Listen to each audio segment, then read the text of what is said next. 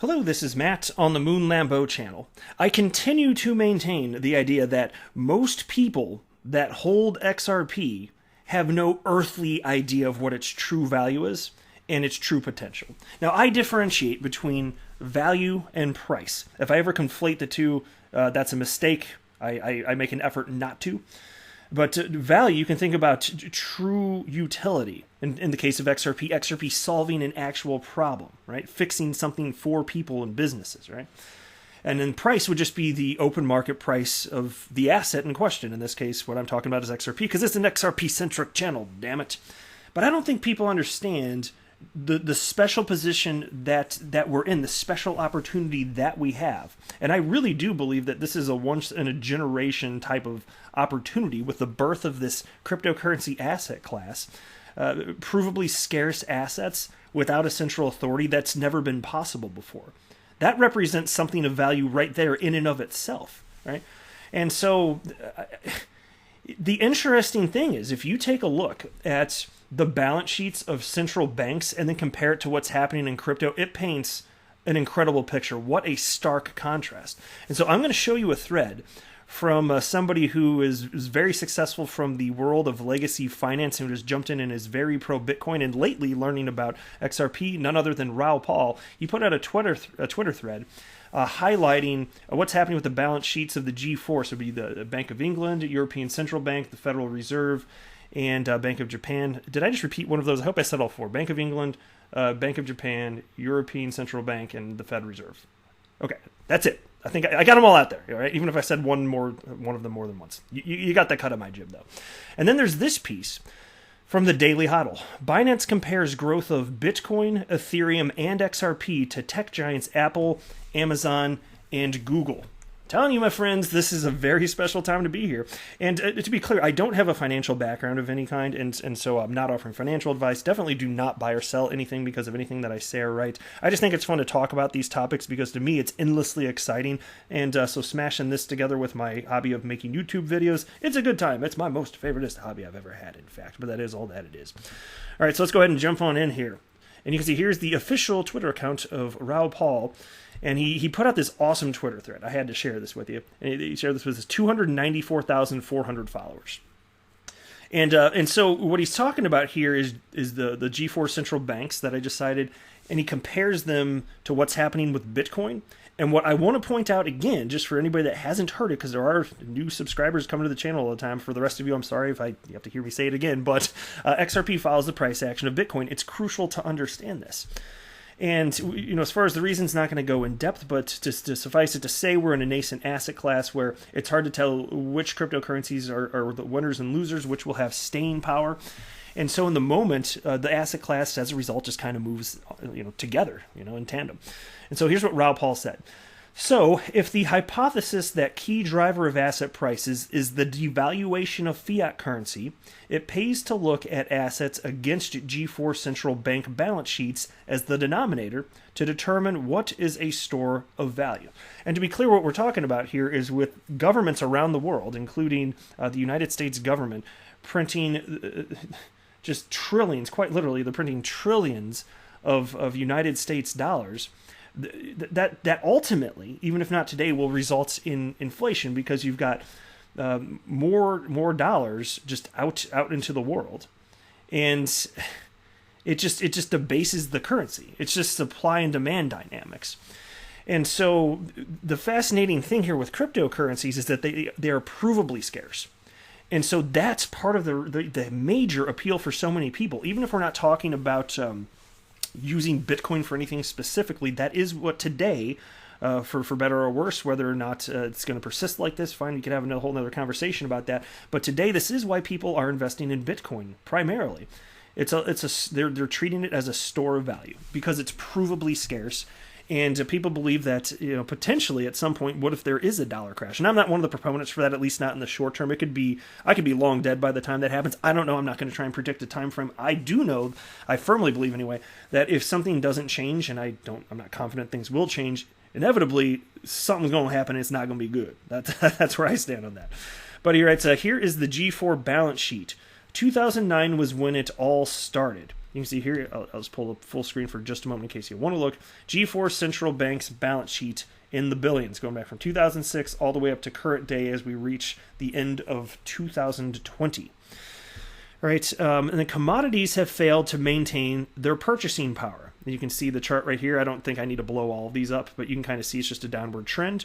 Then he writes, bonds have failed to maintain their purchasing power even after rallying for the last decade. And there's a chart for that. And then he writes, gold, it has not done a good job at offsetting the devaluation of fiat money. It has halved versus the G4 balance sheet. Next, U.S. equities, much as we have figured out, have basically maintained their value and have offset monetary growth since 2009. It's one of the reasons causing valuations to soar. And that's one of the things that's interesting. If you're talking about U.S. equities, we're talking about stocks. Here, if you think about this, people that are not idiots understand that year over year, the same dollar that you hold, like say you have $1, that's all you have, you can purchase less with it 1 year later. Even because inflation, it historically creeps up by roughly 2%. So if you could buy, a dollar's worth of stuff, would be like 98 cents 1 year from today, more or less, right? And so when people are purchasing stocks, you know what they're recognizing in part, even if it's not clicking in this way, even if they wouldn't verbalize it like this, the economy is responding like this, even if people aren't, like, if they wouldn't word it with their mouth words this way.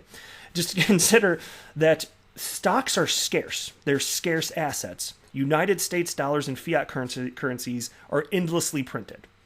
So it's not surprising to me that that's at least gone sideways. That part's not surprising to me. Then he continues, global equities have underperformed due to dollar strength in a best of a bad bunch of fiat currencies. And there's a little chart for that as well. Then he writes, but only Bitcoin as an asset has enormously outperformed fiat monetary debasement, as it has the twin killer benefits of store of value plus call option on the future. Hashtag Bitcoin, hashtag irresponsibly long. And you can see here's the chart that he had for that. And so I agree with almost 100% of that, except for it's not the only one. There are other cryptocurrencies out there which are doing well. And really, if you really wanted to give him a hard time, he might reframe that a little bit, because he even cited in a recent interview that I watched just the other day that he could see a world where Ethereum actually has a bigger market cap than Bitcoin. And the reason he cited that is because if Ethereum ends up having staying power based on utility, it solves more problems than Bitcoin is, because Bitcoin, in his view, is purely at this point a store of value. And so he's still long Bitcoin. It's not to trash Bitcoin. That's not why he said that. He acknowledges that other coins will fill different roles, and he does not believe that there will be one coin to rule them all. And that's why he actually recently, like this month, finally started looking into Ripple and XRP. To his credit. And who knows what conclusion he'll come to. We'll just kind of have to wait and see what he has to say in the future about it. But at least he's got an open mind. So hopefully he comes to the same logical conclusion that pretty much the rest of us have after we've availed ourselves of the necessary information. But again, XRP's following Bitcoin. Bitcoin is on the incline. Dollars getting printed into oblivion. And everything else, you saw the charts, man. The multiplier effect that I believe we're about to see during the course of this next market cycle, I just think it's going to be absurd. Because we haven't seen the truly big money pour in here. It's been primarily retail driven. You just wait till the richest of the rich and increased institutional adoption occurs, publicly traded companies, more and more billionaires jumping in. It's not going to take that much to dramatically affect the supply and demand dynamics of Bitcoin. And ultimately, many of them will, even if it takes longer, because Bitcoin's fine. It's the first. It's got the brand cachet. Eventually, others are going to jump in and purchase other cryptocurrencies that they believe solve real-world problems. And I believe that XRP is going to be a huge part of that, unless something fundamentally changes. And so I reserve the right to not to be bullish if something happens, develops, that would make me think that XRP is no longer going to be long-term viable. In which case, I'd be shouting it from the rooftops. But I am Mr. XRP Bull. I see it getting used today in an increased fashion, and I think it's exciting as hell. On to this piece from the Daily Hodl. Binance compares growth of Bitcoin, Ethereum, and XRP to tech giants Apple, Amazon, and Google. The global crypto exchange Binance is analyzing how Bitcoin, Ethereum, and XRP stack up to three of the largest tech companies in the world. The company spotlights an increasing focus on Bitcoin's market cap compared to large publicly traded companies, with its current market cap of about $338 billion. Bitcoin is worth more than some of the most recognized companies in the world, including Walt Disney Company, MasterCard, and Uber. Now stop and think about that. That is incredible, but we ain't seen nothing yet. I think, that's my humble opinion, my unprofessional opinion, but I believe that we will have individual cryptocurrencies that on their own have trillion-dollar market caps. Just mark my words. I don't know how long we're going to have to wait to see that, but cryptocurrencies are here to stay. They solve real-world problems, and they're undervalued at this point, in my humble opinion, whereas other asset classes, it's like they're arguably in bubble territory, and I don't see that with crypto. Anyway, Binance notes that this has all been accomplished with relatively low clout in the mainstream. Check out this quote. The fast growth of Bitcoin's overall value bodes well for hodlers and traders who have been steadily buying Bitcoin over the years. Bitcoin is on more people's mind than ever before, but interest from mainstream audiences is still comparatively low. And so that's something that's been fascinating to me, and I've talked about that on the channel too, which is why once I saw this, I was like, yep, definitely resonates with me. It's like maybe crypto Twitter's super duper excited, and rightfully so, but the rest of the planet, it feels to me like they're not really paying attention by and large. Whereas 3 years ago, when you had Bitcoin at the price that it's at today, like everybody was talking about it. Everybody was talking about it the world over. You know, I can think about here in the United States when we were celebrating Thanksgiving and then Christmas, that's all everybody wanted to talk about. And for good reason. It was certainly an exciting time, but now the prices are back up there, and like nobody's talking about it. It's amazing. But that's part of market cycles though. Wait till things really ramp up and Bitcoin blasts through $20,000 and XRP hits its all-time high once again. Just wait till all that happens, and then people are going to be FOMOing in just like they did last time. And unfortunately, they weren't paying attention for the last 3 years, because while they were not paying attention, I was paying attention. I endured the bear market. I dollar cost averaged in, and I've been at break even or losing money on XRP for that whole time. But that was by design. I expected that because I knew it was dollar cost averaging in. I understood that we were in a bear market, and that was the portion of the market cycle we were in. But I understood that was the time to accumulate. And so I personally did, which is not financial advice. I'm just sharing with you what I did. And now it is starting to ramp back up, and I think we ain't seen nothing yet. I firmly believe that. And he writes here, although Bitcoin, Ethereum, and XRP have surged in 2020, the amount of interest that the top three cryptocurrencies are receiving is well below all-time highs set in late 2017, according to search engine data for Google. This, plus the fact that the current market caps of Bitcoin, Ethereum, and XRP are far below many large-cap tech companies, suggests there's plenty of room for growth, according to Binance. Here's another quote. Ethereum debuted at the end of July 2015 and grew its total market cap to $65.5 billion at the time of writing, a remarkable feat in under 6 years. XRP's market cap, meanwhile, peaked at over $29 billion by the end of November. Despite this growth, the three top largest cryptocurrencies are still dwarfed by tech giants like Apple, Amazon, and Google, which are each valued at over $1 trillion. That's incredible.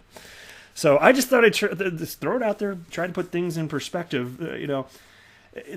That's why to me it's crucial, it's required for people to have success. This is my opinion, to have success investing in cryptocurrencies. It requires decision making that is not based on emotions and is long term. Because traders, there's so much data to indicate day traders, about 95% of them lose money. Nobody's good at it, effectively. Not literally, figuratively, but nobody's good at it. And so to me, if you want to win, let every other fool out there do that, because that's what creates the volatility. That's what drives price. I'm not going to participate in that. I've just dollar cost averaged in, and for 3 years.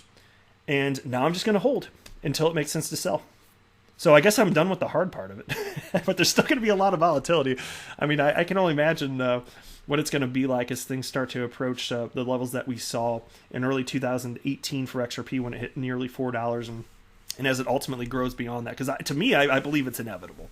And so I don't know how long it's going to take, but I'm going to be here kicking it, running this YouTube channel because it's fun as hell. So I hope you stick with me. That's it for this video, though. I am not a financial advisor. Do not buy or sell anything, because of anything that I say or write, that would be a very, very, very bad idea. Until next time, to the moon, Lambo.